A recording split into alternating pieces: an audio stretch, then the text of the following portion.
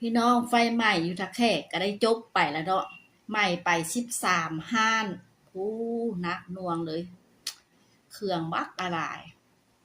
แถวบอนไฟไหม้นะแถวนั้นนะมันเป็นห้านแบบขายเครื่องเกษตรนะขายเป่าขายแยงขายมิตรเครื่องแบบไวไฟทั้งนั้นนะคิดว่ามันไฟฟ้าลัดวงจรใช่ไหมก็ไฟนี่ขนาดเลยยังวะชุดนี้นะไม่นักหน่วงก็ชุดแล้วนี่โซงเทื่อละใดถ้าแค่ไฟใหม่นี่ได้เทื่อหนึ่งกับใหม่ทางทางคนกรีดทางฝากลุงพูนเนาะใหม่อยู่แถวพวกห้านจีนอยู่พูนนะแต่ว่ามาใหม่บนนี้หันแล้วมันมีโซนหนึ่งหั้นนะ2-3ห้านแม่นห้านขายข้าวหนึ่งป้อทุกข้าวเสียหายขนาดเลยยังวะต่อมาแล้วมันห้านขายเครื่องเกษตรเครื่องนี่โป้เธอห้านใดก็จนมาล้นห้านได้เครื่องเขาเจ้าหลายอีหลียังวะเพราะมันใหม่มานี่โอ้เสียหายคันแม่นรถดับเพลิงอยู่นครพนมบ่มาช่วยนี่โอ้ยันหมดเลยตลาดหลักสามอะน่ะซาข้อยคิดนะยันหมดแท้ๆยังวะอืม ต้นเหตุของไฟไหม้ได้ยินข่าวมาว่าแมนเจ้าของห้านนะห้านที่3ได้จ้างสร้างคนเวียด2 คนมาจอดเล็กบัดนี้สะเก็ตไฟนะสะเก็ตไฟที่มันฟ้งกระจายไปหันไปติดกับ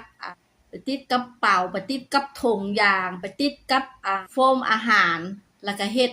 ติดแพร่ลามไปก็เลยเกิดลามไปทุกห้านที่ว่าอยู่ใกล้เคียงหั่น ใหม่เบิดเลยใหม่บดไปประมาณ13 ห้านโอ้เครื่องหลายอีหลีได้แถวนั้นได้เครื่องนี่มันมีแต่พวกเป็นเป่าเป็นกระตุกน้ำเป็นโฟมมีแต่เครื่องไวไฟทั้งนั้นใหม่ไวเป็นบ่ควันดำขึ้นค่ะมันขิวอย่างนี่ซะนะใหม่ไปประมาณ13 ห้านพอดีรถดับเพลิงลาวเอาบ่อยู่ รถดับเพลิงอยู่นครพนมตอนนครพนมเขาเจ้าก็แนมเห็นดิตลาดหลักสามมันสูงเลยซะเขาก็สิว่ามันควรอีสร้างพวกพี่น้องชาวนครพนมก็ถ่ายรูปลงเฟซให้เบิ่งมันเป็นควันดำๆใหญ่ๆขึ้นมาเขาว่าโอ้บ่แม่นจุดธรรมดาเด้นี่บ่แม่นจุดขี้เหงื่อธรรมดานี่มันเป็นไฟไหม้เด้นี่ แล่นแต่ฝั่งนครพนมมาประมาณ40ปลายลัดข้าม40ปลายลัดข้ามขัวแม่น้ำโขงมาช่วยทัน4 คันรถมาช่วยดับไฟสกัดกั้นไฟให้บ่ให้มันแพร่ลามไปหลายบ่ฉะนั้นมันจะแพร่ลามไปพู้นแหละทางในพู้นแหละยัดทั่วตลาดเบิดอยู่เพราะมันลุกแรงเด้ไหม้แรงอีหลีได้ซุนี้ได้อันนี้หลายคนก็เข้ามาว่าบ่อายเขาเจ้าบ่ว่าบ้านเฮา ที่ว่าเขาเจ้ามาช่วยคนไทยมาช่วยนะอายบ่อายก็จำเป็นแล้วเนาะก็เนี่ยมันใหม่แล้วเด้ซะซอยๆกันไปนั่นแหละเฮาก็ซอยเขาเขาก็ซอยเฮา